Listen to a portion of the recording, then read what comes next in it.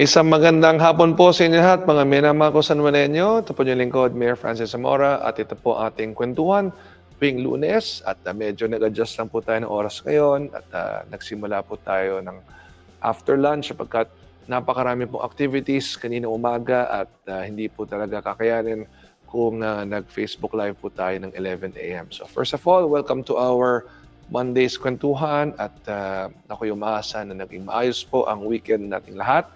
At para sa akin po ay ako yung nagpapasalamat sapagkat kaninang umaga po ay muling bumalik na sa bansa si Amanda. No? So kumpleto na naman kami muli. Alam nyo, napakahirap syempre bilang isang ama na meron kang isang anak na nakatira ng matagal sa ibang bansa. At ngayon nga po ay nakabalik siya at kumpleto na po muli ang aming pamilya. So of course, as a father, that makes me very, very happy. So, last weekend po, no, itong nakaraang Sabado at Linggo ay muling pagkakataon upang makasama natin ang ating mga anak. Of course, si Kerry po ay dumating din mula sa ibang bansa, and I'm happy to share with everyone that based on her last medical checkup, nanggaling po siya sa kanyang doktor sa ibang bansa at base po sa kanyang checkup ay nananatiling strong and healthy si Kerry, aking asawa, ang aking nag-iisang pinakamamahal sa buhay at ito'y bagay na tunay na pinagpapasalamat po namin. So, to my dearest Kerry, I'm so happy that you continue to be strong and healthy at like what I always pray for. No? In fact, we always pray for this together. May we grow together with our children and eventually our grandchildren. Pero wag na muna yung grandchildren, tsaka na muna yan. No? With our children muna, di ba? So, thank you Lord for all these blessings and talagang tunay na dapat ipagpasalamat. So, bago po tayo magpatuloy, magkakaroon po tayo ng isang announcement lamang. Soon, no, tayo magkakaroon ng konting contest for the best selfie with Rocco. Okay? So, wala pa tayong final mechanics pero mag-isip po tayo ano ba yung mga pwede nating gawing konting premyo lang naman, no? Para sa best selfie with Rocco. Kung kaya't kung meron po kayong pagkakataon makita si Rocco sa iba't ibang mga activities po natin, lapitan niyo po siya, sabihin, Rocco, selfie tayo. Yan, sige. So alam niyo, napakabait ang aking anak at talagang very accommodating po siya. Sa totoo lang, mas pogi siya sa tatay niya. Sabi ng marami at ako naman ay proud bilang isang ama. Siyempre, ang gusto natin for our children is yung lumaki sila ng maayos at kung ano man yung mga bagay na naranasan nila, we will always be happy for them. So, I'm very thankful that I have Rocco as my special assistant at ang laking tulong niya talaga sa akin. And of course, I'm very thankful to all my children, Amanda, Rocco, Nicolas, and Noah, because iba't ibang paraan po sila tumutulong sa kanilang ama. So thank you very much to our 4 children. Of course, thank you to my dear Kerry for the kind understanding. No? Alam niya po ang mga tungkuling kailangan kong gampanan. Alam niya po ang demands ng ating mga responsibilidad. Ngunit nandiyan po sila parating iniintindi ang inyong lingkod, Mayor Francis Zamora. So let's proceed. Kanina umaga po ay tayo po ay nagkaroon ng turnover ng ating pong city government vehicles, ganun din ang ating mga barangay vehicles. So 83 vehicles in total po yan at ang 42 po niyan ay para po sa ating mga barangays.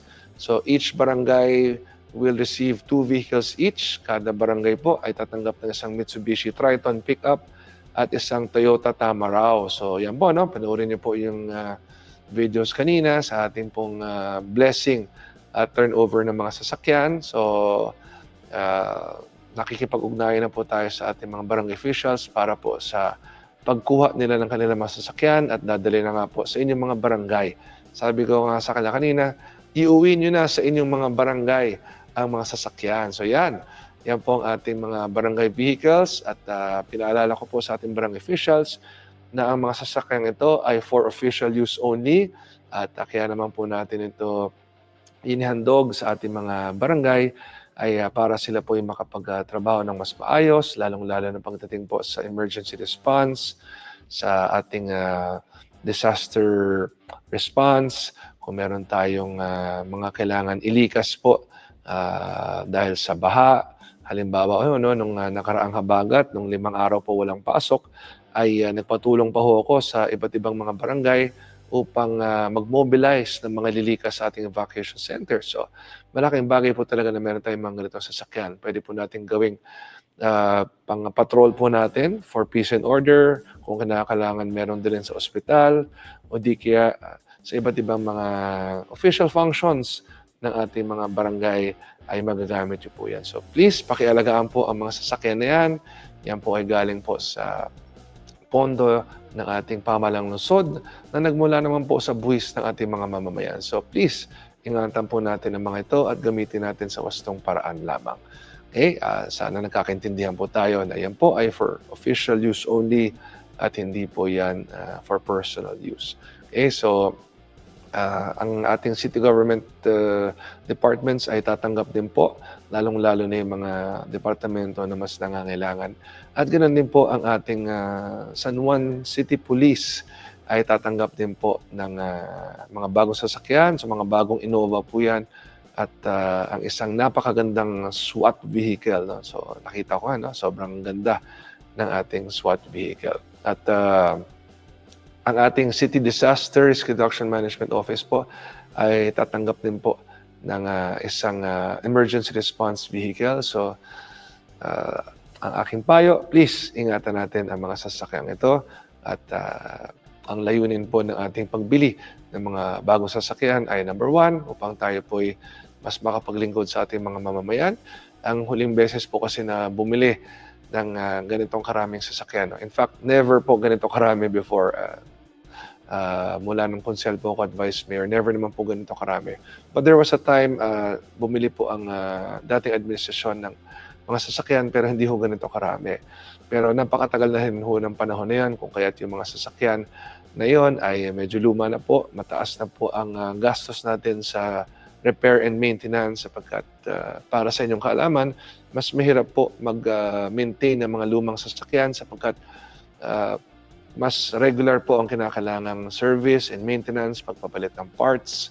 So meron kasing tinatawag na economic life ang ating mga sasakyan, and once you're beyond that economic life ay nagiging mas magastos na po ang pag-maintain sapagkat every now and then meron kang kinakailangang palitan na parts, kinakailangan mong i-service ang mga ito at madalas nasisira. Ayaw naman natin na sa isang emergency biglang nasira po ang sasakyan na magdadala sana ng pasyente sa ospital o di kaya ay re-responde sa isang emergency o isang krimen. No? Dapat ang kanilang mga sasakyan na ginagamit ay maayos po at talagang tunay na maasahan. So sa inyo lahat, please take care of the vehicles and yan po ay talagang for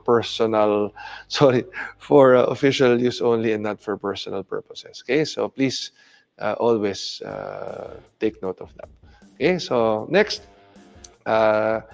ako po lubos na nagpapasalamat sa ating mga kasama sa Metro Manila Council, sa ating mga kapwa National Capital Region Mayors, at ganoon din po kay MMDA Chairman Don Artes, sapagkat tayo po ay muling nabigyan ng pagkakataon na maglingkod bilang presidente po ng Metro Manila Council.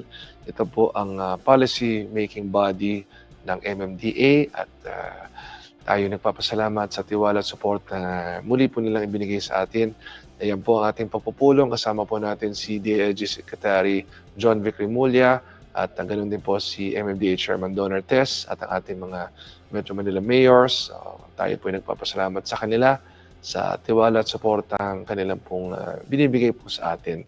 At makakaasa naman po sila sa ating tuloy-tuloy na pagsusumika, pagsisipag at pagbibigay ng dedikasyon sa ating tungkulin bilang pinuno po ng Metro Manila Council, specifically as President of the Metro Manila Council. So, thank you very much for the trust and confidence, and rest assured of my continued hard work and dedication as MMC President.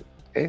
At sa pagpupulong na yon ay pinag-usapan nga natin yung iba't ibang mga proposals para po sa parking ban at alam ko po sunod-sunod ang aking naging mga interviews the past few days, no? At napakarami ho nating mga pahayag na rin na binigay Ngunit very consistent po tayo parati na sinasabi na full support po tayo sa layunin ni DILG Secretary John Vic Remulla na maibsan po ang traffic dito po sa Metro Manila sa pamamagitan ng pagbabawal ng pagparada sa ating mga kalye. Ngunit base nga po sa aming naging diskusyon at kasama rin po natin ang ating mga Metro Manila mayors sa usapang ito at tinanong po kami isa-isa ni DILG Secretary John Vic Remulla at ang common sentiment po ng ating mga mayors ay napakahirap po talaga kung total ban. When you say total ban, kapag lahat ng kalye ay bawal, ay napakahirap po talaga nito sapagkat wala na po talaga mapaparadahan ng ating mga sasakyan, no? Except for those who have garage, who have a garage, no? Hindi naman po lahat merong garahe. Ang iba po sa atin ay may mga kotse ngunit wala namang garahe, no? Saan natin dadalhin ang mga ito? And we just really have to be realistic with the situation sapagkat ang mga sasakyang yan ay nandiyan na po. Kumbaga, ginagamit na, nabili na, no? So ano po ang suggestion ng ating mga mayors ay payagan po ang street parking sa mga inner roads natin o di kaya yung mga kalye natin na hindi naman po considered as main roads, not considered as secondary roads, and of course, those that are not considered as mabuhay lanes. So ito po ang suggestion po ng mga kasama nating mayors na payagan ang pagparada sa mga kalye na hindi naman po talaga dinadaanan masyado. Pwedeng maging one-side parking o di kaya parking only during certain hours of the day o di kaya parking only during the evening. So this will be evaluated through a technical working group. Kami po ay magsusumite ng aming mga suggestions. At dito naman po sa San Juan, ginagawa na po natin yan. At muli po kung nagbilin kanina sa ating mga traffic enforcers, sa ating police, at sa ating mga barangay officials na dapat talaga ay maayos po at stricto ang implementasyon natin ng ating no parking policy sa mga kalye na sa ngayon pa lamang ay designated na no parking na. At yan po siyempre ating mga main roads, ang ating pong mga mabuhay lanes at iba't ibang mga kalye within our barangays. At ang mga kalyeng ito po ay dinetermine mismo ng ating mga barangay officials sapagkat sila po ang mas nakakaalam kung saan dapat pumarada at saan hindi dapat pumarada. At kung sakaling meron dapat baguhin, sinabi ko naman po kanina sa ating pong pagpupulong with our department heads, city officials, and barangay captains, na i-review nila ang kanilang mga current street parking guidelines at kung may kailangan baguhin po rito, ay pwede naman po isumite sa City Council yan upang mabigyan nga po ng amendments para mabago. Ngunit dapat natin talagang i-evaluate alin sa mga kalye ang hindi dapat paradahan at all times, alin ang pwedeng one-side parking at alin naman po ang pwedeng tuwing gabi lamang. So, makakaasa po kayo that we will evaluate all of these properly because we have been asked to submit our recommendations to the technical working group na binubuo ng 17 LGUs, ng MMDA at ng DILG. So abangan niyo po ang mga susunod na maging pahayag po natin patungkol po rito. At next, nagbanggit din nga po ako na nung ako po yung natanong about flooding in Metro Manila, dapat po talaga ay magkaroon tayo ng isang Metro Manila Drainage Master Plan. At ayon naman po kay MMDA Chairman Donertes, ito ay bagay na inaayos na nila sa MMDA along with the DPWH upang magkaroon nga po ng bagong drainage master plan dito po sa National Capital Region sapagkat ang ating mga drainage systems po ay luma na. Maaring ang iba ho rito ay sira na o hindi na gumagana o di kaya hindi na kaya yung volume ng tubig na bumabagsak ngayon tuwing umuulan. So all of these have to be reviewed and evaluated well at dapat po talaga ay ma-improve natin ang mga drainage systems po natin. Dito po sa San Juan, gaya ng binanggit ko, tayo po ay magkakaroon ng isang pagpupulong kung saan i-evaluate natin per barangay ano yung mga kalye na binabaha. Naalala ko last week, di ba hiningan ko kayo ng mga kalye na binabaha. Ganun din po ang hiningi ko sa ating mga barangay officials na mag-submit ng mga kalye dito sa ating lungsod na binabaha.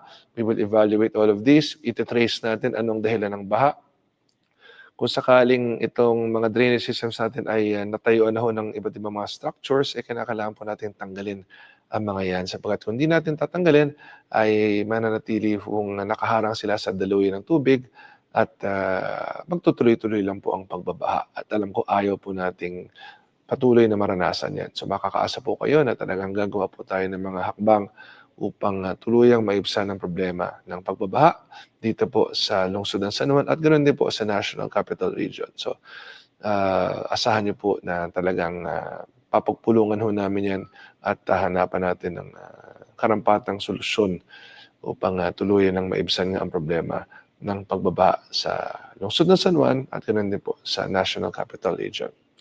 Next ay nagsagawa po ng pagdalaw at inspeksyon ang ating minamahal na First Lady Lisa Araneta Marcos sa ating Bagong Pilipinas eGov.ph Serbisyo Hub na matatagpuan po sa ating makabagong San Juan National Government Center at kasama po niya ang mga fashion icons, no? At mga kaibigan sa media sapagkat gusto niyang masubukan personally ng mga bisita niya ang bilis ng serbisyo dito po sa ating one-stop shop.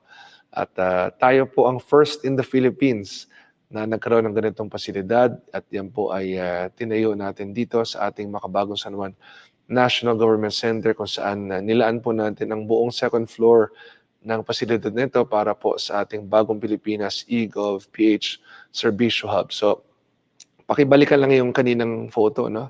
Yan po, no? Just to let you know, it only took 5 minutes for them to produce those birth certificates, no?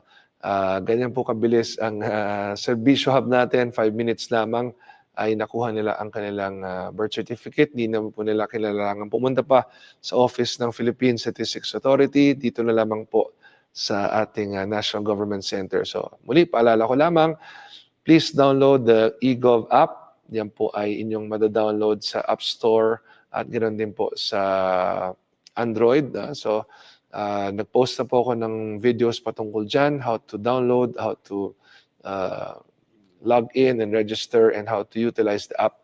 So iba't ibang serbisyo po ng Pamahalang Nasyonal matatagpuan po sa ating eGov app at yung mga kailangan ng physical na dalaw po sa mga tanggapan ng Pamahalang Nasyonal, dito na ho yan sa lungsod ng San Juan. So muli, malaking bagay po sa bawat San Juanenyo sapagkat hindi na po kailangan lumabas pa ng lungsod ng San Juan.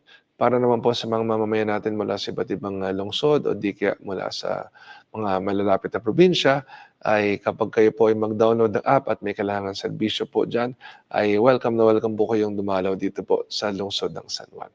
At nabigyan din po tayo ng pagkakataon, syempre na ipakita kay First Lady Lisa Araneta Marcos ang ating pong makabagong San Juan Theater. So yan, sana pakita natin no, yung ating theater. Nandiyan po yan sa mga photos. Up, up. Dali, yan. Daming pictures. Up. Yan. Yan po. Oh, yan ang ating makabagong San Juan Theater.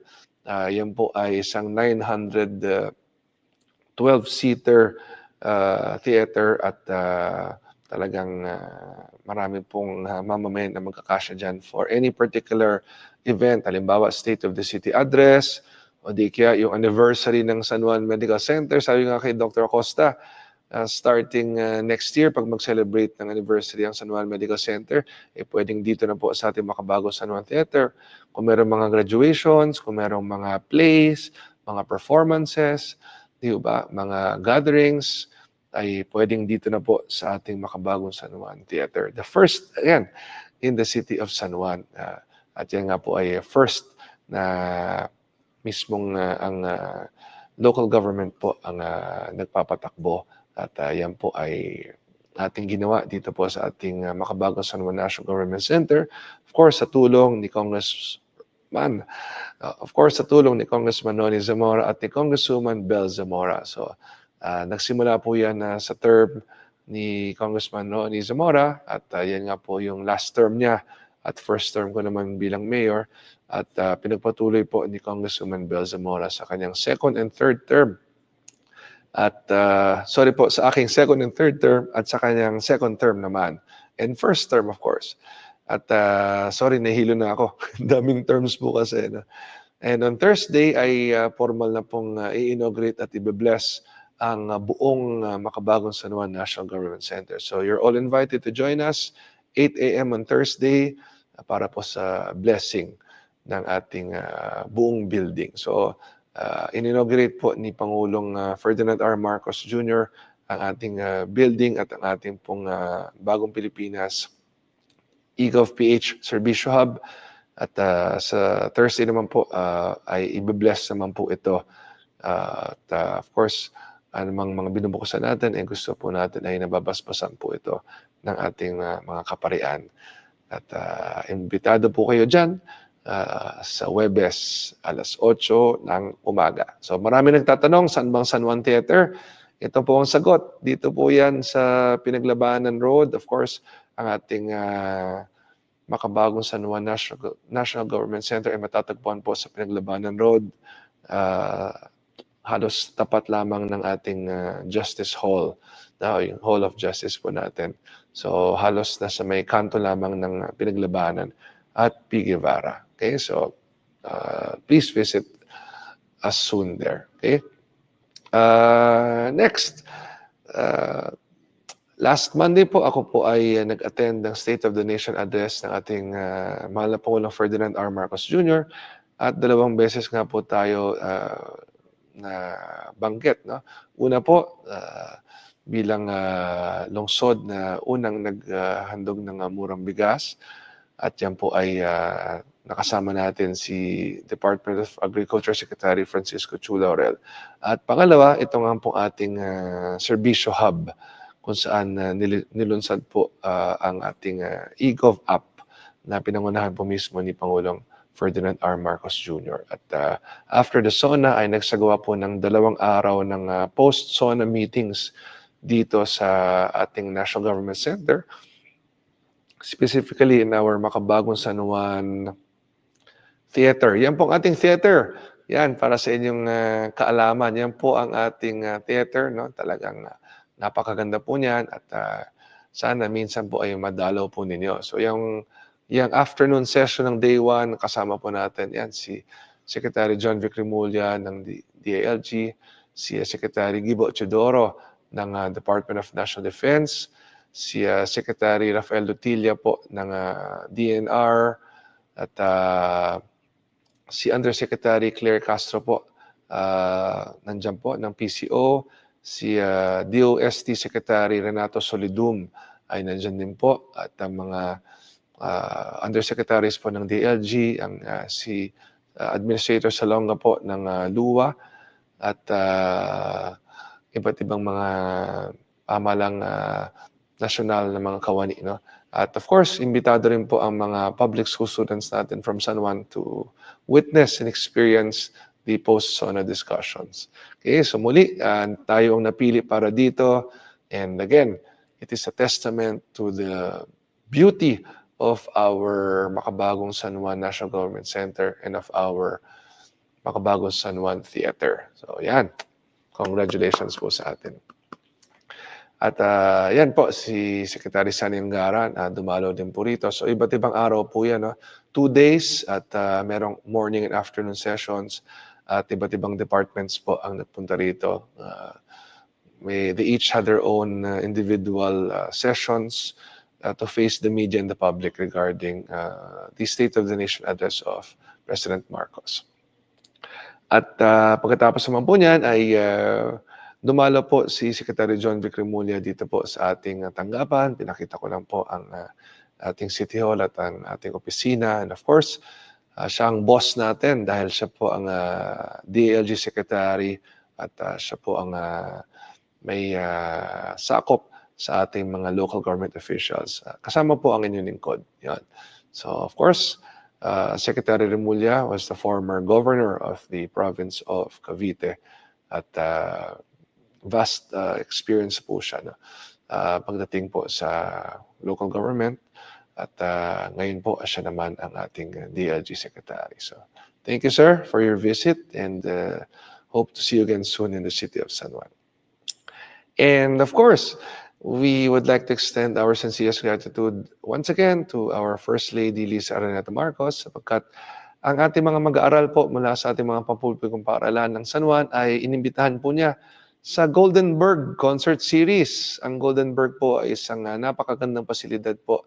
Ito po ay isang dating lumang bahay na inayos po nila into what it is now at ito ngayon ay nagiging lugar venue para po sa iba't ibang mga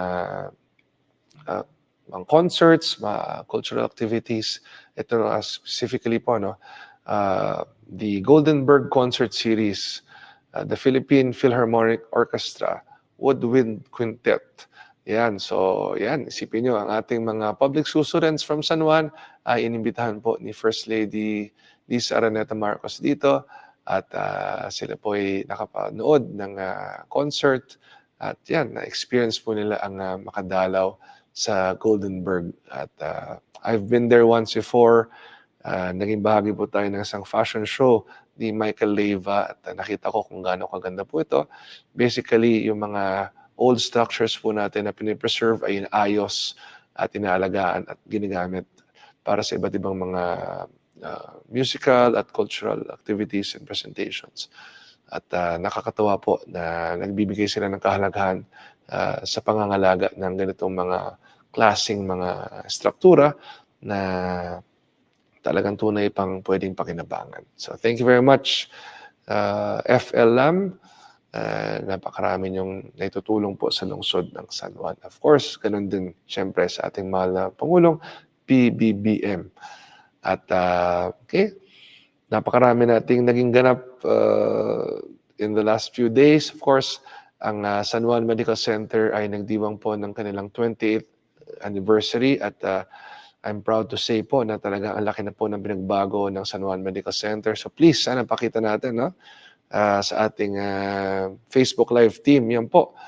Yan po ang ating mga bagong facilities inside our San Juan Medical Center. So yan po ang ating CT scan machine. At meron po tayong mammogram. Yan po yung mammogram, no? So meron din po tayong bagong X-ray. Meron din po tayong bagong SK ako na SK. Meron po tayong bagong X-ray machine with fluoroscopy at meron din po tayong bagong anesthesia machine. So, iba't ibang mga bagong kagamitan at pasilidad po para sa ating San Juan Medical Center. At hindi pa tayo tapos na marami po tayong ayusin, marami pa tayong gagawin at tatapusin upang talagang maging level 3 hospital na po ang ating San Juan Medical Center. So, I will create a separate video for this just to show people ano na bang itsura ng ating ospital, ano na bang mga kagamitan na meron tayo, at anong mga medical procedures po ang maaari natin matanggap po rito. So rest assured, at ito po, itatak nyo sa inyong mga puso't isipan na in the next 3 years, under our last term as mayor, ay tatlong bagay po ang gagawin natin. Number 1 ay sisiguraduhin natin maging talagang maayos at maganda ang ating San Juan Medical Center. Pangalawa, talagang aayusin natin ang problema ng pagbabaha sa ating lungsod. At pangatlo, at ito po ay talagang tutok na tutok po tayo gaya ng unang dalawang binanggit ko. Ang pangatlo po ay ang ating 4PH program o yung Pambansang Pabahay para sa Pilipino program na talagang gusto ho natin maghandog ng pabahay para sa ating mga mamamayan. At lahat naman po yan ay mga ongoing undertakings na. Tututukan po natin yan in the next 3 years. In fact, in the next 2 years and 10 months bago nga ho tayo matapos sa ating pangatlong termino bilang mayor ng lungsod ng San Juan. Okay, so next. Sorry. Tuloy-tuloy na ako sa ating paglalahad. Si Rocco po ay nag-attend para sa akin sa basketball, volleyball at darts tournament ng Barangay Ermitaño at ganoon din po sa basketball tournament ng Barangay Metunas. Kaya nagpapasalamat po ako kay Rocco sa kanyang pag-attend para sa akin. Alam niyo po ang aking anak, masipag, mabait at maasahan. At bagamat siya po ay nag-aaral pa sa kolehiyo ngayon at naglalaro ng basketball sa Lasal, ay nasasabay niya pa rin ang pag-ikot sa iba't ibang barangay para sa akin.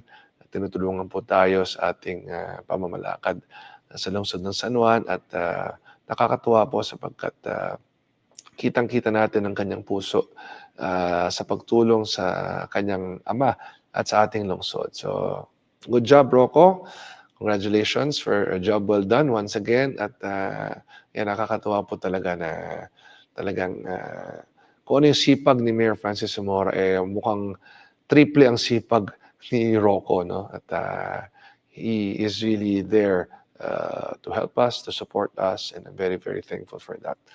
Okay, so next, kaninang umaga naman po sa ating flag raising ceremony ay marami ho tayong binigyan ng pagkilala at isa dyan po ay si Ginoong Miguel Mapalad, isang Sanjuanenyo na nakaakyat po sa tuktok ng Mount Everest. So yan, binigyan natin siya ng pagkilala kanina, and of course, we're very, very proud of him sapagkat bilang na bilang lamang ang tao sa buong mundo na makakapagsabi na siya po ay umakyat ng Mount Everest. So congratulations, Miguel, and we are very proud of you. At ganoon din po sa ating pong San Juan City Police Station, binigyan din po ng pagkilala as the best City Police Station sa Eastern Police District. At yan po ay isang citation for 2025, pero ang evaluation period po ay kalahati ng 2024 at kalahati ng 2025. So, to our San Juan Police, congratulations, keep up the good work. And yes, just to remind everyone, tayo po ang lungsod sa Metro Manila with the lowest crime volume. At ganoon din po, tayo ang only drug-cleared city sa Metro Manila at first city wherein 100% of the barangays have been drug-cleared. So congratulations po sa atin and keep up the good work. At binigyan din natin ng pagkilala ang ating mga summa cum laude at magna cum laude na mga mag-aaral mula po sa lungsod ng San Juan. Nakakatuwa po sapagkat ang dami ho natin mga mag-aaral ng San Juanenyo with Latin honors. No? So yan po, no? Binigyan natin sila ng pagkilala for their hard work and effort in achieving Latin honors na napakahirap po talaga sa totoo lang. At binibigyan natin sila ng pagkilala upang ma-encourage din natin syempre ang iba't ibang mga San Juanenyo natin na mag-aral din ng mabuti. Alam niyo po, si Congressman Noni Zamora, nung siya po ay nag-aaral pa, magna cum laude sa political science, magna cum laude sa law, parehas po sa University of the Philippines. Bago naman yan, siya ay nag-aral ng elementary at high school sa De La Salle University. So parang si Mayor Francis Zamora, La Salle at UP, di ba? So yan, kaya lumaki kami ng maayos ni Congresswoman Bel Zamora at talagang nagsusumikap sa pag-aaral sapagkat ang aming naging halimbawa syempre ay ang aming ama na si Congressman Ronnie Zamora na number 1 po sa bar exams noong 1969, as in number 1 sa buong Pilipinas. So talagang yan po ang naging resulta ng kanyang pagiging masigasig at masipag sa kanyang pag-aaral. And of course, binigyan na natin ng pagkilala ang ating mga athletes na lumahok po sa palarong pambansa.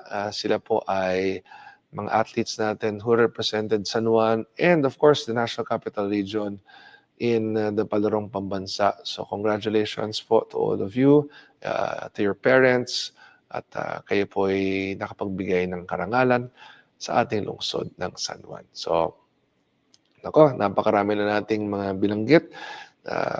Papaalala ko lang po syempre na babanggitin ko rin po no na nagkaroon din po tayo ng isa na namang bagong negosyo na nagbukas at yan po ang Bo's Coffee Bistro dito po sa Green Hills Mall.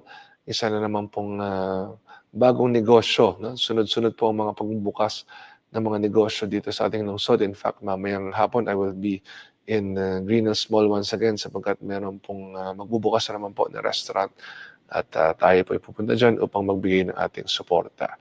So again, paalala po, pag meron kayong pagkakataon, makita nyo si Rocco sa iba't ibang activities natin sa ating mga barangay, selfie kayo ni Rocco at magkakaroon tayo ng konting contest. No? Basically, it will be a contest, not a raffle, but contest siguro sa mga best selfies with Rocco. So, gagawa natin ng konting mechanics and I will announce soon.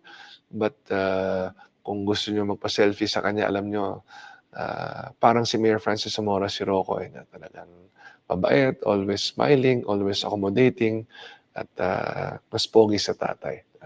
So, muli ako'y nagpapasalamat sa inyo pong pagpapanood natin Facebook Live, at ako'y umaasa na ang mga napag-usapan po natin ay nakapagbigay po ng impormasyon sa inyo, at sa anumang mga pangangailangan, please always just coordinate with my mayor's office, and of course sa ating Public Assistance Center, o di kaya sa office ni Congresswoman Bel Zamora kung meron ho kayong mga pangangailangan sa mga tanggapang ito. At ating Facebook Live po, pwede ho kayong mag-comment dito pag meron kayong mga gustong ipaabot sa akin, or you can message me through our Mayor's Office hotline. At huwag kayong mag-alala kung meron kayong mga bagay na gusto nyong malaman ko, huwag kayong mahiya at huwag kayong matakot magsabi sa akin. Ito po ang nilingkod, Mayor Francis Zamora. Ito po ang ating kwentuhan ngayong Lunes.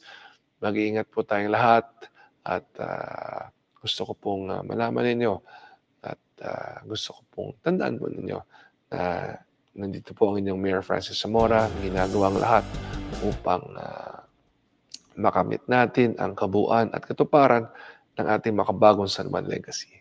Muli, maraming salamat. Mabuhay po ang bawat isa.